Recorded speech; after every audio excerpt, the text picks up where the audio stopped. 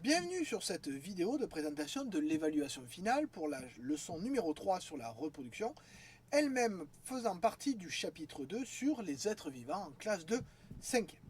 Donc vous le voyez, cette évaluation, celle qui est ici, comporte deux parties, une partie leçon qui est sur 20 et une partie exercice qui est sur 20. Alors prenons donc déjà les questions dans l'ordre.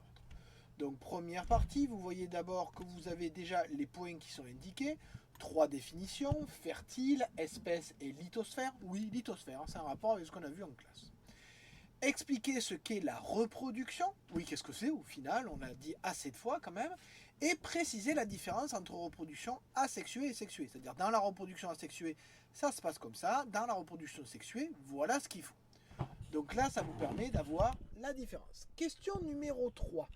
Par quoi sont portées les informations héréditaires? Quelles sont les structures qui portent ces informations héréditaires? Et où est-ce qu'on trouve ces informations héréditaires à l'intérieur de la cellule? Dans quelle partie de la cellule? N'hésitez pas à revoir le schéma de cellule. Ça vous aidera à répondre à cette question. Question 4. Indiquez quels sont les différents moyens qui peuvent exister pour faciliter la reproduction. Oui, comment l'ovule fait pour faciliter la reproduction ou comment font les êtres vivants pour être sûr que cette reproduction se passe au mieux. Oui, je rappelle que pour que la reproduction se passe au mieux, il faut que l'ovule et le spermatozoïde se rencontrent. Qu'est-ce qui peut être mis en place pour faciliter ou pour augmenter ces chances de rencontre? Et enfin, question 5, indiquez quelles sont les deux façons dont l'espèce humaine peut influencer la reproduction des autres espèces. Oui, on a déjà vu que l'espèce humaine pouvait avoir une influence sur les autres espèces. Je vous demande quelles sont les façons qui existent pour avoir cette influence. Alors évidemment, cette influence est positive ou négative, mais je vous demande comment l'espèce humaine peut agir. Voilà donc pour les questions de la partie leçon. Si maintenant je reprends les exercices, vous allez voir qu'il y a plusieurs exercices. Donc le premier exercice reprend l'exemple de la reproduction du sanglier. Et donc vous le voyez comme on l'a fait en classe, vous avez plusieurs documents avec seulement deux questions. Donc premier document, la carte d'identité du sanglier avec notamment sa nourriture. Ici, un graphique qui vous montre, alors je le zoome un peu pour qu'on le voit mieux lors de cette explication, qui vous montre les accouplements ici et ici, soit quand il y a beaucoup de glands, soit quand il y a peu de glands. Alors vous avez les accouplements d'abord et vous avez la mise bas. Alors la mise bas, c'est le fait que la femelle accouche. Donc vous voyez que par exemple, ici, on se rend compte que les accouplements et les mises bas, bien évidemment, il y a toujours le même décalage, hein, ne se font pas au même moment s'il y a beaucoup ou pas beaucoup de nourriture. Et enfin, deuxième graphique, vous avez ici l'alimentation, le rôle de l'alimentation sur la fécondité, et vous avez notamment le nombre de petits par portée. Mais vous me direz où est l'alimentation? Ou ça, vous allez voir, c'est ce que vous allez avoir à faire par la suite.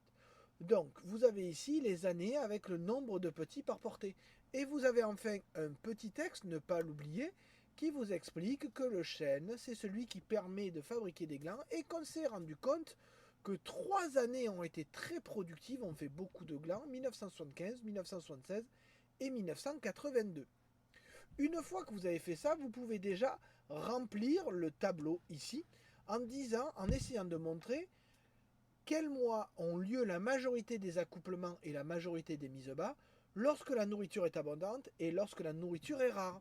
Donc c'est à vous de trouver ce que vous mettrez en colonne ou en ligne, ne pas oublier le titre bien évidemment, pour remplir ce tableau par rapport aux informations du graphique petit a. Ensuite, je vous demande en deuxième question, pour un point, d'indiquer sur le graphique B les années où la nourriture a été très abondante. Donc sur ce graphique, vous mettez un symbole, une flèche, une étoile, un trait rouge. Vous mettez ce que vous voulez, mais vous pensez bien entendu à mettre une petite légende. Parce que si vous mettez un symbole sans légende, je ne vous compterai pas le point. Donc vous mettez une légende pour indiquer quelle année la nourriture a été très abondante. Évidemment, c'est à vous de trouver où est l'information concernant la nourriture abondante. Et enfin, question 8 sur 4 points. Je vous demande, à l'aide des données de ces documents, d'expliciter en quoi l'environnement et notamment la quantité de nourriture a une forte influence sur la reproduction des sangliers. Rappelez-vous, c'est la même chose que l'on a fait en classe.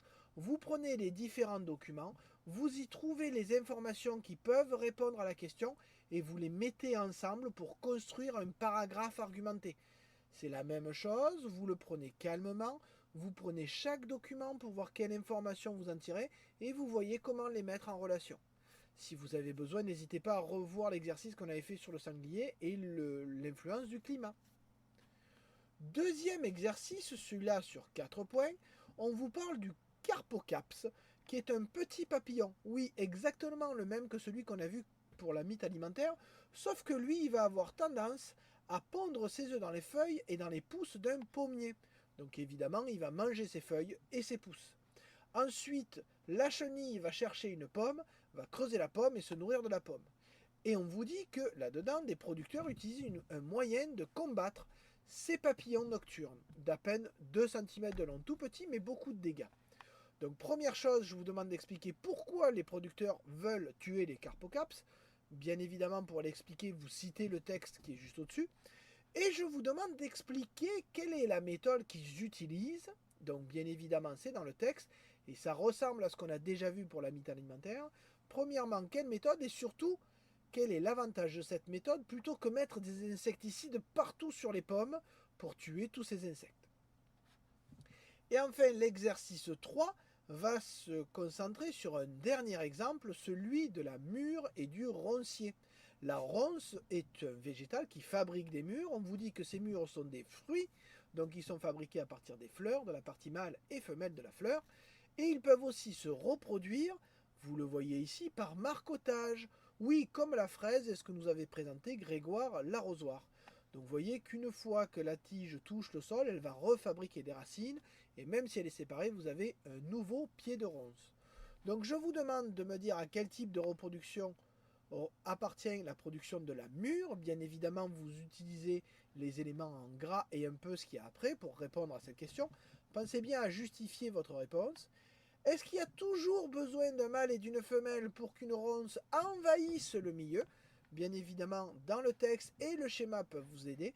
Et enfin, question 13, quels sont les intérêts d'avoir ces deux types de reproduction au niveau de la ronce? Oui, parce que chaque reproduction a un avantage et a un intérêt. Je vous demande de les retrouver même si on l'a déjà fait en classe. J'espère que cette vidéo vous a présenté au mieux le contrôle que vous allez faire. Surtout, si vous avez des questions, vous n'hésitez pas à les poser par pronote, bien évidemment, avant d'arriver au jour du contrôle. Allez, je vous dis bon courage, bon travail, et à bientôt.